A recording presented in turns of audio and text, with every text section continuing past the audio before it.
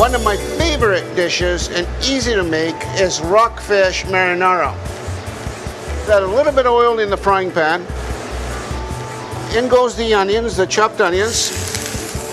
In goes the garlic and a pinch of salt to get all that rendering.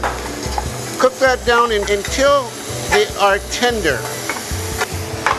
When those are getting ready, what we're going to do is take our snapper. When you buy it and it has a V cut here, and that's what it's called, that means the bones, the pin bones are out. But if you want to remove the pin bones, it's very, very simple. What you do is you put it down, upside down like this, and you can feel the bones. They come to about here, and you go on either side, cut one side, cut the other side, and remove that piece of flesh with the bones in it. You can cook this off to the side and then take the bones out. You like to season that with salt and pepper. Now, all fillets have a thinner side and a thicker side to it.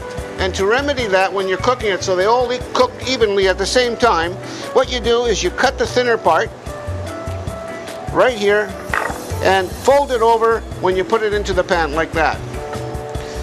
And that will cook at the same time as that, and it will wilt together while it's cooking. The onions are nice and rendered. We're going to add our tomatoes, about 2 to 3 tomatoes. Add a little bit of rosemary, a little bit of cayenne, and again season the tomatoes. A little bit of salt. To add a little bit of acidity and a little bit of moisture to the tomatoes, a little bit of white wine right now can go in. Lower the heat and cook them to about 8 to 10 minutes until the tomatoes tender and are soft. About 10 minutes later, the tomatoes have now softened up quite a bit, and I'm just breaking them up a little bit like this. I'm going to slip in the rockfish fillets right in the center like this. I'm going to add a little bit parsley at this time. I'm going to cover it and I'm going to let it simmer for about 8 to 10 more minutes until the snapper is done.